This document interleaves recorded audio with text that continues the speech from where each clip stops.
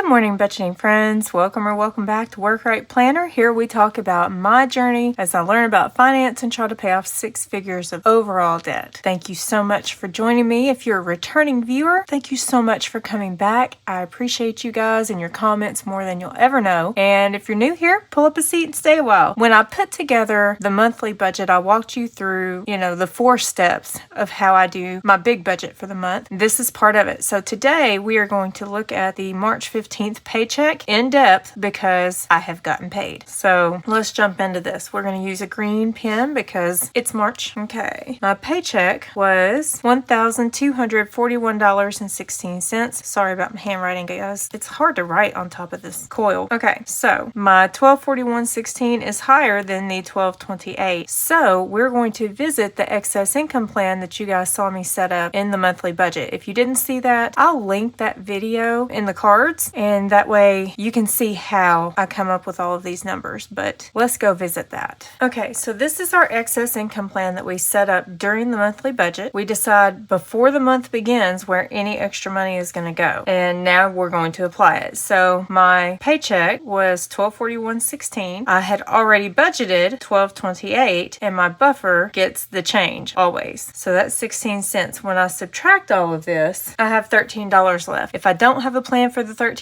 the $13 will just go into the abyss somewhere. It's just gone into oblivion. But we use this to make sure that we stay on track with our money goals. So the rest goes to variable. So the first thing that we would look at with our $13 is the variable income plan. We didn't have anything that we had to take out of the budget, so there is nothing for the variable income plan. So we can skip on to this next bit. Let me make sure you can still see since I flipped it over. Sorry. So what this says is if I had more than $100, I would get some money, and if not, I don't. It's not more than $100, so I'm just going to follow the arrow. And now I'm going to split all of this out. So let me write in my categories and we'll do some math. Okay, I'm hoping you guys can see well enough. I can't see anything from this angle, but the next step is we divide by percentages what we're going to put everything toward. Now, you can decide that all of your money is going to go toward debt, and that's fine. I have some other big goals that I need to hit that I know is not likely to come out of just being able to budget every month, so I throw those in here. And then of course I need a little bit of a buffer here because that's a problem for us, and I recognize that, so I'm planning for it. So that's where my stuff came from. These two are big goals that are coming very soon. The debt is a priority, and this has been a problem. And then of course we want to be able to put a little bit of money toward just extra stuff we don't normally budget for. So what I'm going to do is I'm going to take $13 and I'm going to multiply it by 0.3 for the 30%, and we're going to round. So that's 3.9, so we're going to round those to 4. So debt's going to get 4 and lipedema is going to get 4. Okay, we'll do 13 times 0.15 for the 15%, and that gives us 1.95. So we're going to do 2 for grad trip and 2 for savings challenges because they both get 15%, and I want to deal with whole numbers. And we only had $13, so we got 4, 8, 10, 12. That leaves us $1 left for eating out. So there you have it. What I'm going to do now is I'm going to take these numbers and I'm going to put them into my payroll budget. So let's do that.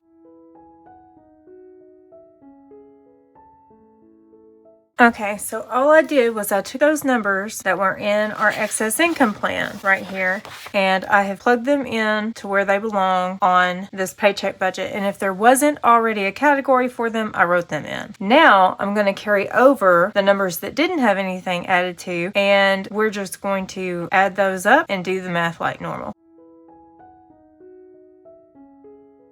Okay, so I've carried over all of the numbers. Everything is applied how I want it to be. Now we're going to check the math. So this one was already totaled up because nothing changed. There was only $1 difference between these two, so I went ahead and added it in. This one I'm going to have to do, I'm going to have to calculate that out. So what we're going to do is just say $1,241.16 minus $300 gives us $941.16, and then minus $253 gives us $688.16. So we're going to add all of this up, and hopefully it's going to add to $688.16. So we have 5, 18, 9, 2, 9, 8, 8, 33, 13, 15, 38, 7, 4, 20, oops, 216, 175, 62, 40, 4.16, and 2. 688.16. So what this means is not that we've spent all of this money. It means that we've got a good plan for all of our money, and all we have to do is apply it there and then spend to our heart's content what money we have in those categories. So at this point, what I do is I pull out the spreadsheets that I have in my wallet that keep track of what I have in every category. I'm going to apply those, figure out what I need for the cash envelope stuffing, and that's going to be my next video. So be sure to join me for that one. In the meantime, if you're still in the mood to watch, YouTube has put the best match for you on the screen. That's all I have for you today. Thank you so much for sticking with me through to the end, and I will see you all next time. Bye!